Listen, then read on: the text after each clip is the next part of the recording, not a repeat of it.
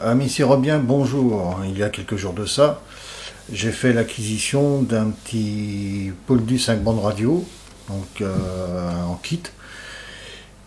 Et à la demande de quelques amis de Sirob, ils m'ont dit tiens, fais-nous une petite vidéo là-dessus. Donc on va voir ça. C'est parti.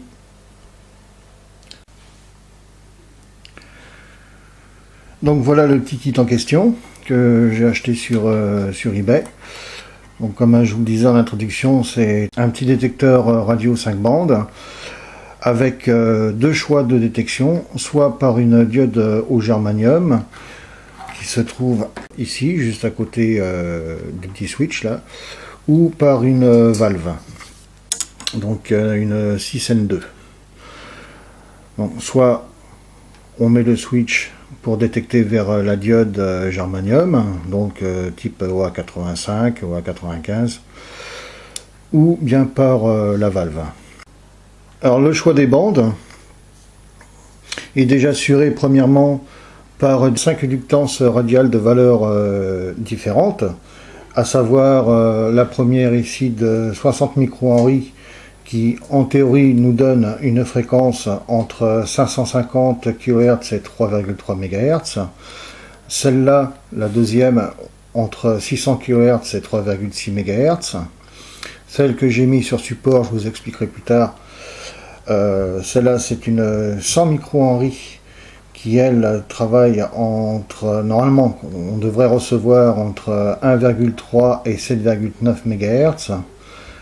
La quatrième entre 6,1 MHz et 27 MHz, donc c'est une inductance de 4,7 microhenry.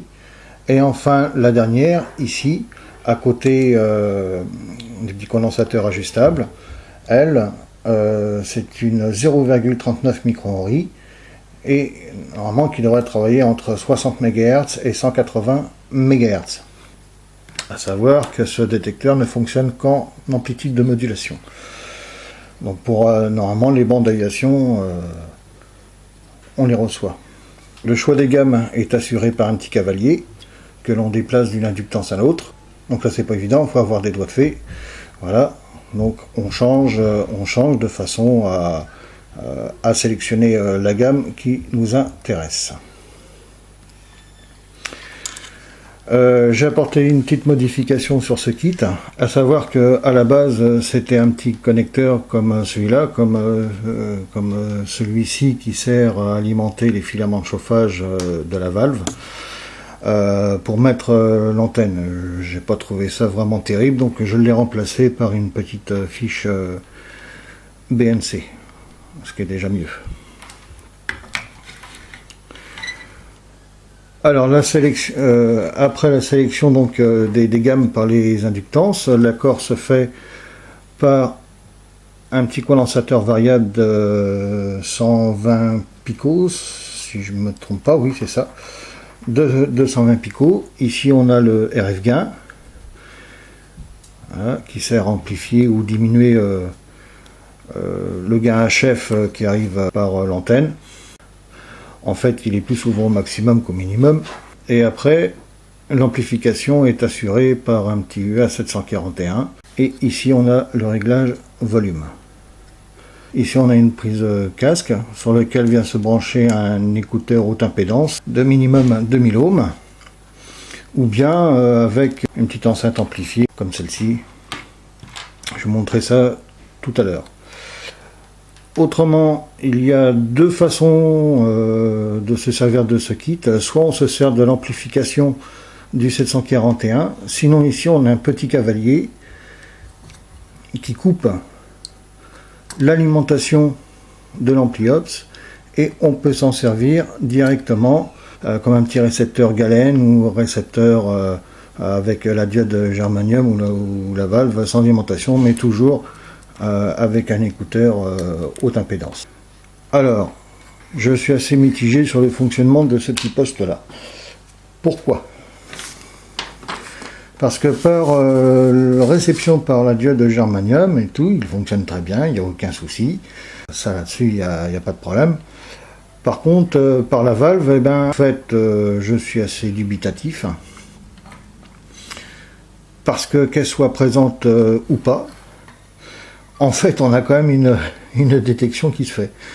Mais la valve en fait elle sert pas à grand chose.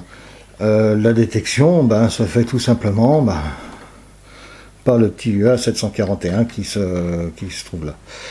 Je vais vous faire une démonstration tout à l'heure. J'avais mis une inductance sur support Tulip, c'était tout simplement pour pouvoir changer donc cette valeur et pouvoir travailler sur des bandes de fréquences différentes, plus basses ou plus hautes, en plus des valeurs d'inductance déjà présentes sur ce kit.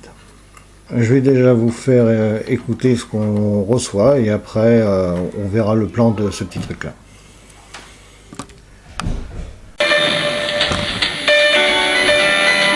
Et alors ici, nous voilà donc sur une radio en onde moyenne. Je veux dire laquelle c'est, j'en sais rien. Là, c'est entre 560 kHz et 1300 MHz. Je vous dirai exactement ce que c'est, je n'en sais strictement rien. Enfin bon, il fonctionne, c'est pas là le problème. Là, si je passe sur la valve, déjà on soit un peu moins bien.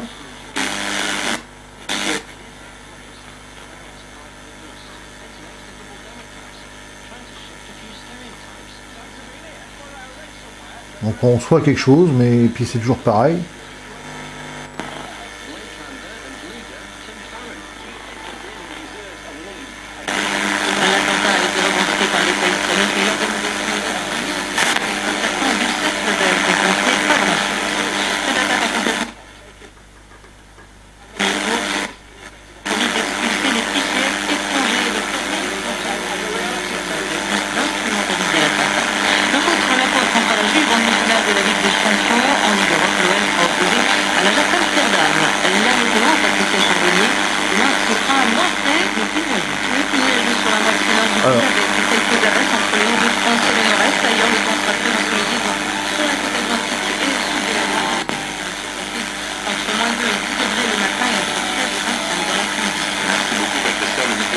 Donc,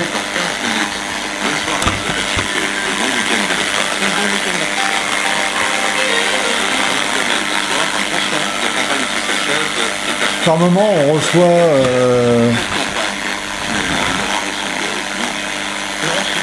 par moment je reçois bien RTL, donc il doit très certainement aussi arriver sur une harmonie ou sur le 234 kHz qui est la fréquence de RTL.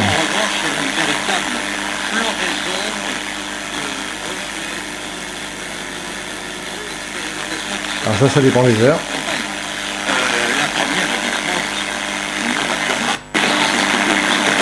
Donc là je suis sur la gueule germanium. Là je suis sur la valve. Alors maintenant,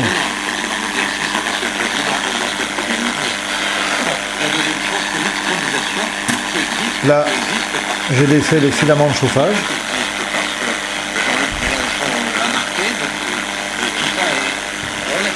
Je vais même vous montrer.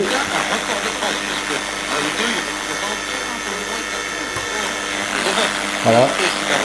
J'ai retiré la lampe.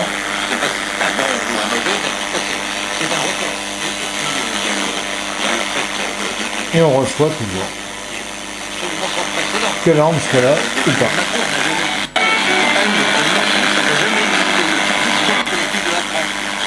Donc en fait, la détection se fait par l'entrée du 741.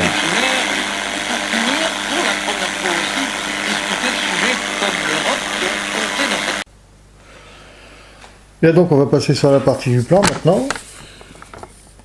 Alors comme je vous le disais, ici on retrouve bien nos 5 petites inductances avec les cavaliers, donc pour changer les différentes bandes de fréquence. Ici, on a sur la bande X, donc sur la bande qui part de 60 à 180 MHz, on a une inductance couplée en parallèle avec le petit condensateur ajustable. Et la recharge de fréquence, elle, se fait toujours par ce condensateur variable.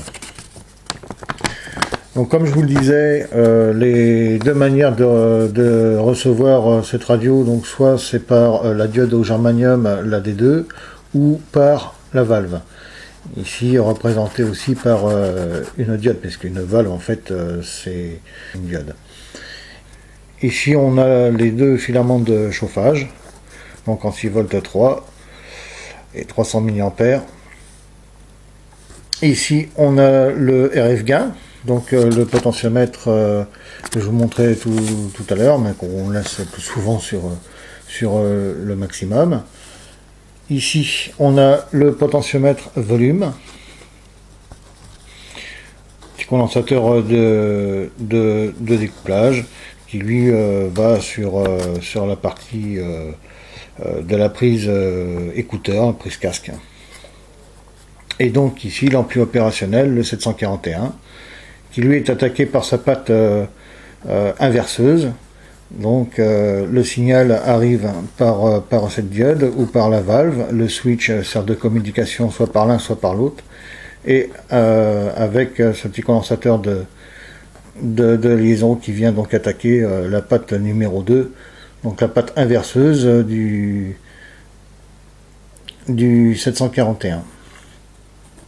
Ici donc l'alimentation de cet ampli-ops avec une diode, une petite AN4001 qui elle sert plus de protection contre l'inversion de polarité pour éviter de cramer le 741 en cas d'inversion de polarité.